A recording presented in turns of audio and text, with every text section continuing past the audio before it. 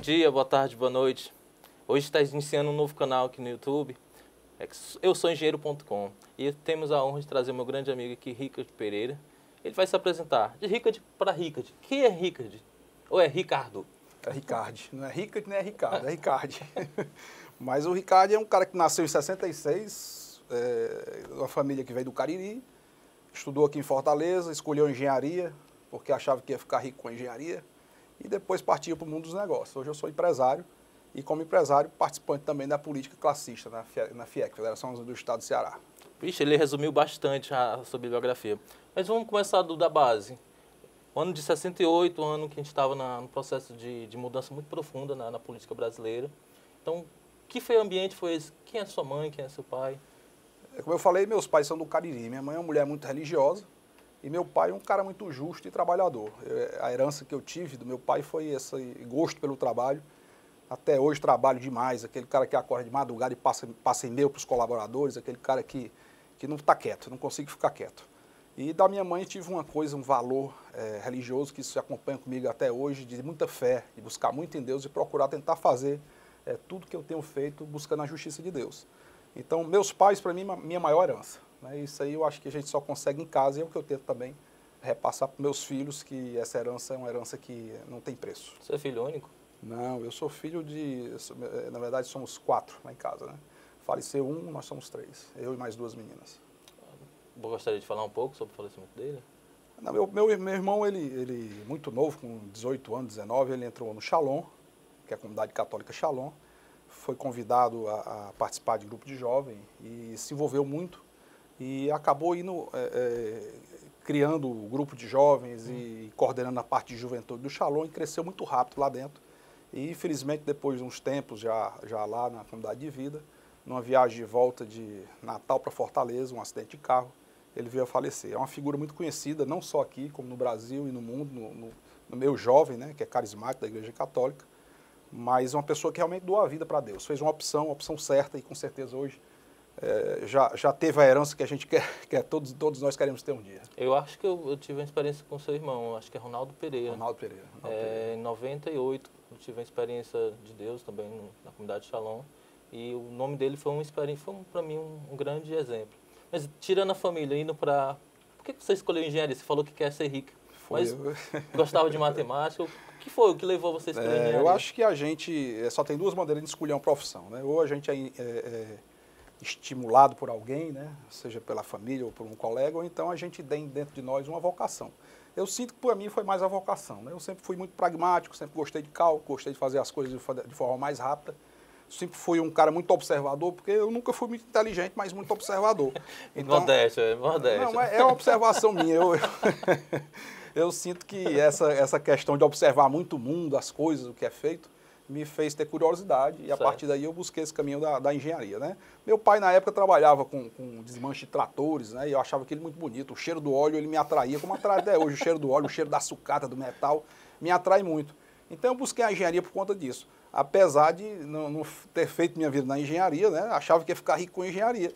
Mas eu acabei tendo que procurar um caminho diferente, buscar outro caminho que é bem mais árduo, que é o caminho do empreendimento, né? Sou empresário do ramo eletrometal mecânico. Tem uma empresa que fabrica containers, tem empresa que distribui aço, prestador de serviço, metalurgia, empresa que a gente traz máquinas e fabrica máquinas na China. E reciclagem, que é minha grande paixão é a reciclagem metálica. Né? Então, parti para isso aí e hoje estou aqui na PEA, né? Como todo empresário do Brasil está na PEA. Se tu pudesse definir um day one, um primeiro dia que despertou de sair de engenheiro, na verdade complementou com empreendedor, que dia seria esse? Na verdade, minha história de empreendedor começou muito cedo. Eu queria dinheiro, não tinha. Minha família era pobre. E eu pedi meu pai de Natal um presente, que era uma bicha de engraxar sapato e uma pasta, né? E comecei a engraxar sapato porque eu tinha um objetivo, que era que ia comprar aquele estrelão, na época, aquele jogo de botão, né? Então eu consegui comprar primeiro o campo, depois consegui comprar os times, né? Então o meu primeiro empreendimento realmente foi esse. Então, desde muito cedo, eu fui dessa forma, na faculdade, do mesmo jeito, ou seja, ao tempo que eu estudava. Na verdade, estudar para mim sempre foi segundo plano. E eu digo isso, e eu quero que seja bem entendido, para não ficar, né? Não pode ficar mal entendido. O estudo é fundamental, mas nem sempre é o primeiro plano. A gente precisa trabalhar. O trabalho, ele engrandece o homem, o trabalho forma o homem, tá certo? E não tem nada que possa me impedir de trabalhar, estudar. Se eu posso fazer uma faculdade em 7 anos ao invés de 5, trabalhando, eu tenho certeza que essa faculdade será muito melhor feita do que ser feita em 5 anos corridos, sem ter uma experiência de mercado de trabalho. O que é que você acha daqueles mestres de obras? O próprio meu sogro, ele é carpinteiro e é muito renomado. E outros que não têm diploma, mas coloca qualquer engenheiro no bolso. Não sei se você conheceu alguém desse tipo. Na verdade, todo mestre de obra diz que engenheiro não sabe nada. Isso é a coisa mais comum. E isso é muito... a gente consegue entender claramente que essa posição é uma posição do homem que não pode ter o estudo. Então, ele domina aquele universo que ele conhece. Sim. E por dominar aquele universo que ele conhece, ele acha que ele é melhor do que aquele que estudou demais, né, e não está no dia a dia, na obra, no dia a dia, no trabalho, né? Então, isso é natural, esse pensamento, né? Porém, a gente sabe que a engenharia é uma coisa que vai muito mais além. Eu posso ser um mestre de obras e fazer engenharia e ser um excelente engenheiro, né? Como eu posso ser um engenheiro que nunca pisou na obra e jamais teria a capacidade de um mestre de obra. Porém, as coisas são complementares, eu preciso ter experiência e preciso ter o estudo. É fundamental que a gente consiga entender. Linkar os dois. Linkar os dois, juntar os dois. São universos que se complementam, né? Saiu do universo empresarial e foi liderar o CIMEC. Foi. Você falou na revista do CIMEC, não me engano agora, né, quando você terminou, que estava em Jericoacoara. Me conte isso. Essa história... Na verdade, eu nunca gostei desse negócio de identidade de classe, esse envolvimento político, eu nunca gostei, sempre fui avesso. E eu estava em Jericoacoara, na duna do pôr do sol. Ô, rapaz! Com uma cachaçinha na mão. Aí eu levei o celular. Pra o celular tocou, o pessoal do CIMEC. Rapaz, você vai ter que ser o próximo presidente e tal. Eu lá quero conversa com isso, rapaz. E me ligou vários companheiros, que eu não tinha nem muito tato até, porque eu tinha pouco tempo, talvez 6 meses de identidade de classe. Mas eles olharam para mim e viram que eu era uma pessoa que talvez eu conseguisse agregar, talvez porque eu falo demais, a fazer amizade com todo mundo, e eles acharam que era uma forma de agregar. E depois de vários ligarem para mim, aí começaram a ligar outros de outros setores. Rapaz, você não pode perder essa oportunidade. Eu não via como uma oportunidade, eu via como um enchimento de saco, me perdoe. Mas o fato é que eu aceitei como um desafio e fui para lá. Interessante, quando eu entrei, que eu vi aquele negócio, aí me dizia, rapaz, você vai ser a rainha da Inglaterra. Pessoal, o trabalho você só assina, você vai para as festas, vai representar, né? É o presidente, né? Aí eu disse, mas eu não sou, né? Meu perfil não é esse. Meu perfil é de fazer, de mudar, de derrubar tudo e fazer de novo. Então vocês aguentem, botaram, né? E realmente assim foi. Cheguei, entrei, o sindicato tinha 51 associados, a gente entregou com mais de 200. O sindicato tinha um orçamento de... Eu lembro que na conta tinha 250 mil, a gente entregou com 2,5 milhões, um orçamento anual de 5 vezes mais do que o orçamento que tinha. Agregamos delegacias nos interiores, né, nas regiões mais chamadas, né, que seria o Cariri, a região norte, a região do Vale do Jaguari. Você levou para o Cariri? Existia, né, uma vontade de levar para o Cariri, porque tem toda uma questão sentimental, mas, acima de tudo, também é uma questão pé no chão. Né? O Cariri é um expoente no polo paneleiro do alumínio, né, e precisava agregar aquele pessoal, tanto que foi uma delegacia que decolou rapidamente. Então, essa foi a história da minha entrada no CIMEC, né, e passei primeiro mandato, 4 anos, com o acordo de que eu não repetiria jamais. E o vice iria assumir. Foi nomeado um vice até. Quando chegou lá no final, o cara disse, não, rapaz, não vou não, e tal. E começou a me botar para a segunda. E eu fiz um acordo de ficar só mais... Eram 3 anos o primeiro mandato, mudaram para 4, né? E eu fiz assim, tudo bem, eu fico 1 ano ou 2 no máximo, você termina, né? Ele tá certo. Quando chegou lá no fim, ele fica também. E eu acabei ficando 7, mas pelo menos é uma coisa que depois eu pude entender, né? Foi Deus que me deu 7 anos, porque o 7 é meu, o número 7 é meu. Então só o único presidente que ficou 3 mais 4 fui eu, teve 7 anos, então era a vontade de Deus realmente para mim. Biblicamente é o número da perfeição. Sim, te diz alguma coisa? Diz a perfeição, a gente tem que correr atrás. Estou correndo atrás o tempo inteiro, conhecendo mais pessoas, né? Eu gosto muito de conhecer. E a busca da perfeição é conhecer o próximo. Né? A gente busca o próximo, a gente vê as qualidades dele, a gente tenta imitar. Um dia a gente chega lá, né?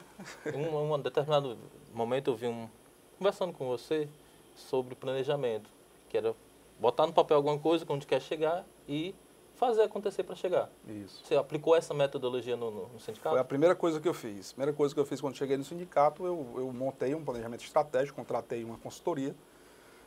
Na época foi o Francílio Dourado, né? E o Dourado fez um planejamento estratégico para 3 anos.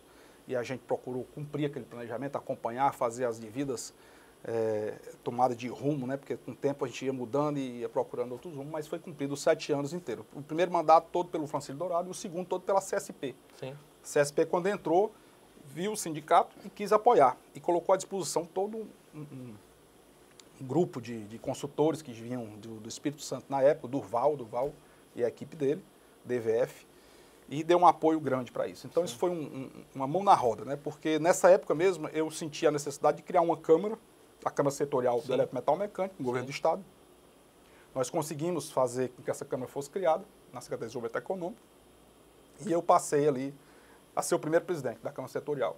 E isso deu uma mobilidade, uma conversa mais fácil com o próprio governo do Estado. Então, a partir dali, o CIMEC foi lançado. O negócio foi tão bom, esse planejamento, porque a gente disse assim, o que é que a gente quer do CIMEC daqui a 3 anos? A gente quer o CIMEC conhecido no estado do Ceará. Eu disse, não, no Brasil. Né? Certo. Então, a gente foi pensando alto. É muito bom. Por quê? Quando você está com o seu dinheiro e com as suas coisas, né, você pensa assim, rapaz, eu posso fazer isso aqui.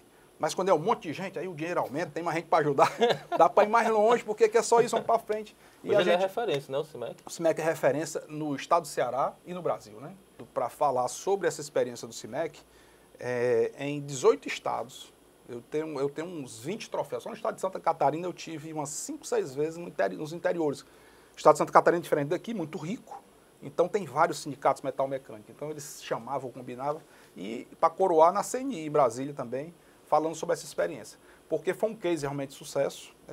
A partir daí, muitos sindicatos acordaram também, e a gente se sente feliz por isso, porque aquele exemplo que foi dado por aquele grupo, né, que eu liderava, passou a ser exemplo da federação. Né? Na época, o doutor Roberto Macedo chamava, e assim, esse meu jeito de ser, de falar, ele me chamava, lá vem um doido do bem, fala aí, porque muita gente era parado, não queria falar, né? E eu falava mesmo o que eu pensava e tudo mais. Fala pelos cotovelos. Falo pelos cotovelos. E isso foi bom, porque incentivou muita gente, o que a gente mais esperava era ver esses frutos. Hoje você ainda tem atuação dentro da FIEG? Hoje eu ainda sou, né, diretor financeiro do CIMEC, sou diretor financeiro adjunto da FIEG. Então, participo, mas de forma mais moderada. Digamos assim, que eu dei a minha contribuição. Eu sempre pensei assim, eu estudei na Universidade Federal do Ceará, uma universidade pública, né? E não paguei nada, né? Assim, eu usava a biblioteca pública, muitas vezes eu almoçava num restaurante universitário, e aquilo tem um custo, né? E eu disse, eu tenho que fazer alguma forma de devolver isso, de alguma maneira. Até hoje tento, né? As equipes estudantes que vão nos visitar, e a gente apoia os projetos como o Projeto Baja, essas coisas, a gente tenta ajudar de alguma forma. Agora, eu tinha que fazer alguma coisa também pública, que eu pudesse devolver com o meu trabalho um pouco daquilo que foi investido em mim. E foi dentro do sindicato, né, patronal, dentro das entidades de classe, que eu pude devolver um pouco disso. Né?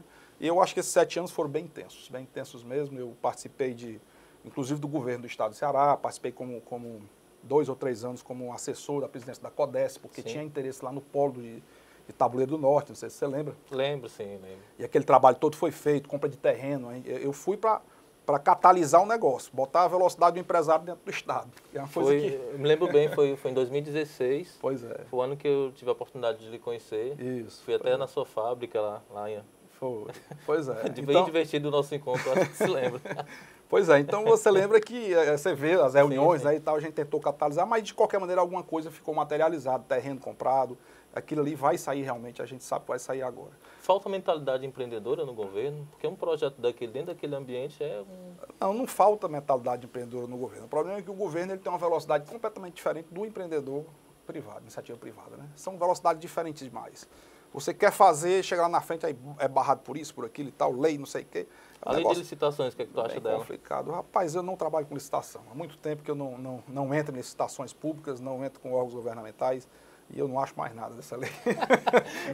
Eu prefiro não achar mais nada dela. Você foi político agora. Pensa em ser político, candidato algum dia? Não, eu nunca pensei em participar da polícia partidária, apesar de ultimamente ter sido convidado e estar participando. Mas eu não tenho interesse nenhum em ser candidato político, né? A ter um mandato, isso aí. Eu não tenho nenhum pensamento nisso. Isso é o pensamento de hoje. Amanhã pode ser que mude, mas a princípio não. Eu tenho que cuidar dos meus negócios, principalmente nesse momento, que é um momento de crise, um momento muito difícil. Né? A experiência de alguns empreendedores não chegou a ser inspirador para você, não? Empreendedores lá em São Paulo, como em Betim, própria capital de São Paulo, onde tem alguns empreendedores que foram para a política, próprio alguns outros candidatos, que eu não vou citar nome para não dar ibope, né? Mas, Para não dar ibope. mas Eles saíram do meio empresarial e foram empreender. Na verdade, tem gente que tem essa vontade, né? Eu não tenho. Entendi. A vontade não habita dentro de mim. Eu poderia até, um dia, caminhar por aí, se houvesse uma vontade maior, de mais gente que me chegasse e me convencesse a ir por aí e achasse que eu pudesse fazer alguma coisa. Mas para fazer uma coisa diferente do que eu vejo hoje. Quando eu cheguei no CIMEC, eu tentei inverter a pirâmide. Sim, entendi. Então, assim, o presidente não é nada. O presidente não passa de ser um servidor daqueles que o elegeram. Então, dentro do CIMEC eu tratava assim, meu celular todo mundo tinha acesso, todo mundo tinha problema, me procurava, eu tentava solucionar. Poxa, eu era o presidente, eu tinha acesso na Cefaz, tinha acesso ao secretário, se eu tinha acesso ao governador, ao prefeito, ou qualquer coisa que seja, eu tinha que facilitar e catalisar para que essas pessoas que eu presidia, que dependiam da entidade, tivessem acesso também. Entendeu? Então, Entendi. eu era um mero servidor, eu sou um mero servidor. Então, o meu governador, ele é um servidor público e ele tem que respeitar o cidadão, que é o pagador de imposto, o empresário que empreende, que dá emprego, o prefeito da mesma forma. Então, se eu fosse entrar num negócio desse, tem que ser o contrário. Não hoje em dia, como seja, o cara chega, carrão preto, mais 5 atrás, 10 segurança. Cara, eu, assim, sabe? Não é muito teu perfil, não. Não faz o meu perfil sob hipótese alguma. Meu perfil é o perfil da simplicidade e do serviço e do trabalho.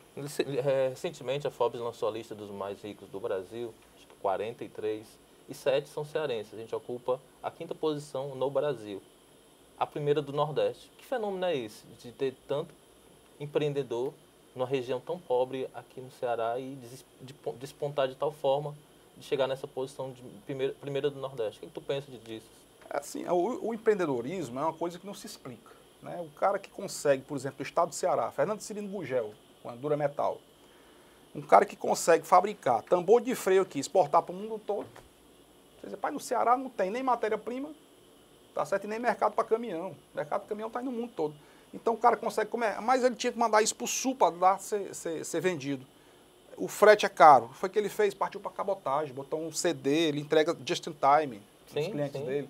Então, cara, não dá para explicar. Cearense é o pessoal às vezes bota aqueles, né? Cearense é um bicho que tem que ser estudado pela NASA, né? Então a gente tem vários aí, o Vilmar na Cearense, cara, o cara foi o maior estudador de aço do Brasil, né? Hoje com certa dificuldade, como o nosso setor tá. Claro. E tudo bem. Mas a gente tem o seu Ives Dias Branco aí no mercado de farinha, né? A farinha é abençoada. A farinha é abençoada, né? Abençoada na própria Bíblia, né? Sim. O pão se multiplica, né? Então ele foi na farinha e um homem também que dominou esse mercado e é respeitado. Ou seja, são homens que começaram do nada, começaram do zero. Trabalhando conseguiram vencer. Beto Studat, hoje presidente da federação. Sim. É um homem que tem uma cabeça lá na frente, é um homem que tem uma visão fenomenal. E todos eles uma característica comum, gostam de trabalhar. Né? Então o trabalho, ele é algo que tem que ser a característica fundamental de quem quer empreender. Não existe quem empreenda sem trabalhar, tá certo? O cara não vai pensar que não vai conseguir fazer resultado não trabalho. Vai, né? Não vai. Até aquele aleijadinho, que está todo preso ali, que não mexe nem os braços e tal, mas tem uma cabeça fenomenal, nem que seja com o nariz, ele está trabalhando ali, pegando, cutucando, né? Mas existe isso, né? Então, o trabalho tem que existir. Eu não estou dizendo que o cara vai levantar saco de farinha, apesar de eu ter visto o seu Ives fazer isso, né? Ter visto Roberto Macedo chegando em frente à padaria dele, tirando queijo dentro do carro e levando para dentro. Cara, isso mostra que o homem respeita o trabalho. Isso mostra que ele vê no trabalho uma coisa boa. Aí o cara diz assim, rapaz, como é que pode? Tu é dono desse negócio, tu tá aí pegando um ferro. É meu negócio, pô, é meu ferro. Quer dizer, essa visão do cara que tá ali todo, né, de paletó, eu vim pra cá de paletó porque tu disse que vinha. Mas assim, essa visão, sabe, essa visão é deturpada, a gente não pode ver isso. Chega na China, cara, tu vê um negócio completamente diferente. Completamente diferente. Você diz assim, a China era um país paupérrimo. É um comunismo que não se explica, né? Sim. Mas você vê o quê? Uma alta produtividade, porque existe todo um ambiente para isso, né? E existem pessoas que realmente trabalham. Claro. Trabalham e gostam de trabalhar. Então, a primeira coisa que nós temos que fazer e despertar nos nossos próprios filhos, né? Sim. É a vontade e o gosto pelo trabalho. Quem não trabalha, não vai para canto nenhum. Eu acho que a gente começou falando da questão da religiosa, e lá em Provérbios fala que o trabalho diligente gera riqueza, gera abundância. Acho que seria muito isso para a gente finalizando. Que você trabalhar diligentemente, trabalhar com respeito, com entusiasmo, o resultado acontece. É a bênção de Deus, né? Isso. Quando Deus foi multiplicar, vamos lá, Cristo foi multiplicar os pães. Ele não deu pão, não, ele multiplicou. Foi o que ele disse? Apresentem, né, o que vocês têm. Sim. Aí o cara apresentou 2 cestas de pão, né? E ele pegou ali e multiplicou os pães, né? Ali ele multiplicou. Foi preciso que o homem apresentasse algo. Sim. O trabalho do homem, fruto do trabalho dele para ser multiplicado. É a bênção de Deus. O peixe do mesmo jeito. Ele podia ter feito assim, ó, pum, aí chovia peixe, pão, Como pizza. fez no Maná. Né? Chovia tudo. Mas não, ele sempre chama o homem a participar. Boda de Caná da Galileia. O vinho está acabando. Aí o que é que ele diz para Nossa Senhora? Mandem eles trazer O trabalho. água, né? O meio do trabalho. Aí ele foi, mas foram buscar água. A água para buscar água não era ligar a torneira, não, tinha que buscar. Não tinha balde de plástico, não. Era 60 litros. 60 quilos, um bicho né? daquele que era feito na pedra, né? Então, Nossa. era um trabalho. Então, aquele trabalho foi multiplicado. E do mesmo jeito é hoje. Se você trabalha de forma digna e honesta, Deus abençoe e multiplica. Ceará em 2040, falando na sociedade cearense sobre essa temática a longo prazo, onde é que nós estaremos? Onde a gente quiser. Vai depender do que a gente pensar e do que a gente fizer hoje. E a segurança hoje no Ceará? A segurança Será hoje no investida, não, Ceará e no Brasil é um negócio sério, precisa ser realmente pensado. É pensado a questão da garantia de segurança do cidadão, primeiro, né? Porque eu tenho o direito de me defender. Por exemplo, eu fui um cara que andei armado, com porte de arma, durante vários anos. Um belo dia chegou um delegado aqui no estado do Ceará, através de uma portaria, e caçou, né?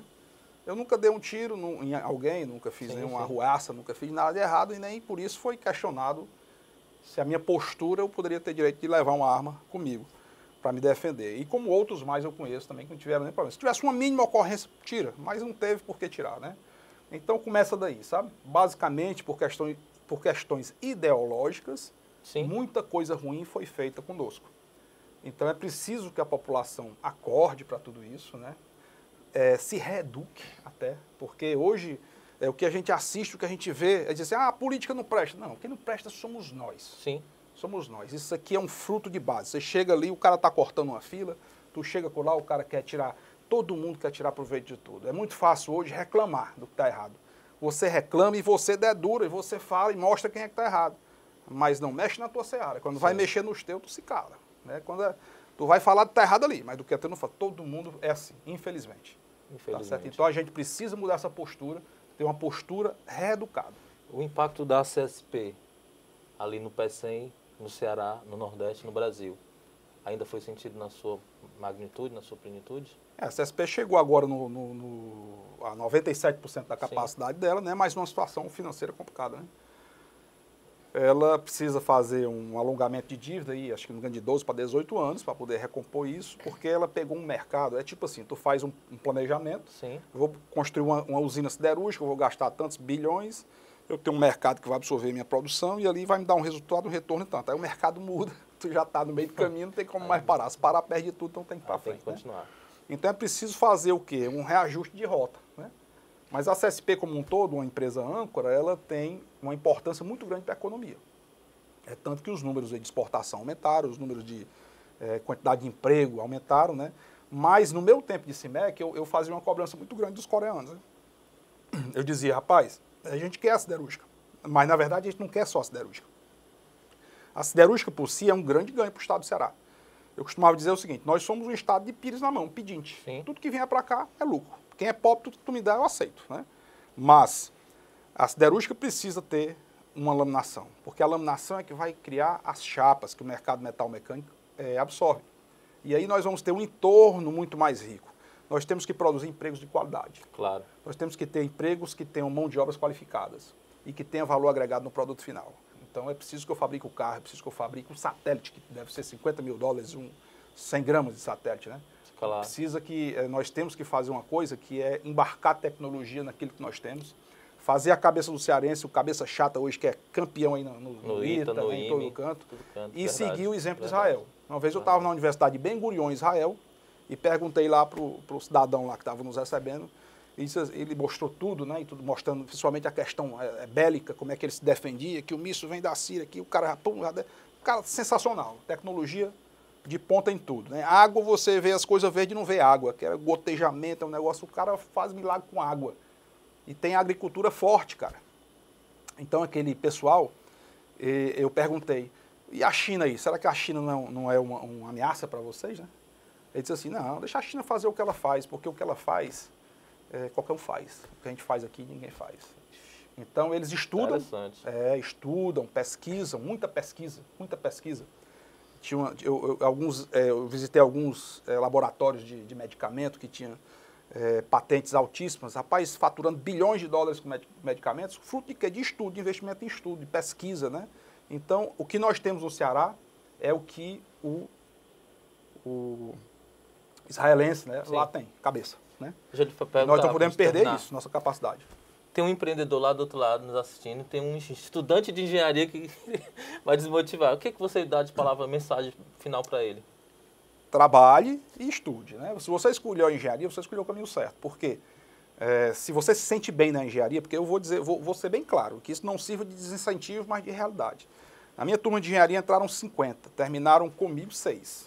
É a realidade cruel. Essa nua e crua. Então pronto. Por que isso? Porque muitos entram sem realmente saber. E a culpa é minha? Não, a culpa não é dele. Mas tente. Se não for isso, você muda. Se for isso, vá firme, né? Mas a engenharia é um campo muito aberto. É tão aberto que o engenheiro ele começa trabalhando com a engenharia e termina administrando aquilo que é a engenharia. Sim. Então, o engenheiro ele não tem fronteiras. Ele pode crescer para tudo quanto é lado, ele pode criar coisas novas. E importante o que é hoje, que eu vejo. Você que está na engenharia, busque conhecer dentro da sua área a indústria que trabalha com produtos que você se identifica, se é a construção civil, se é a indústria metal mecânica, seja o que for, tente fazer esse contato sempre através da Federação das Indústrias, tem porta aberta lá, para que você conheça e possa pensar a sua engenharia como indústria. Para você viver em consonância com aquilo que é pensado na indústria. O que a indústria busca hoje no engenheiro é a solução para os seus problemas, e a solução é cara e você pode ganhar dinheiro com isso. Certa vez, eu estava com um grupo de chineses na Alemanha, e um deles falou o seguinte: hoje nós temos tantos mil chineses em Harvard, nós temos tantos, e foi dizendo as universidades top do mundo. E por quê? Porque nós estamos financiando esses caras, desculpa, para estudar nessas universidades e fazerem lá o doutorado, seja o que for, mas eles saíram daqui com um objetivo. Eles saíram com um problema nosso e tem que trazer a solução. Então isso é que é o fundamental, linkar universidade com empresa, para que a engenharia possa ser produtiva já de início, já como estudante. Queria agradecer mais uma vez ao Pereira, Ricardo Pereira, por essa estreia, por estar aqui conosco. Souengenheiro.com agradece. É isso. Obrigado.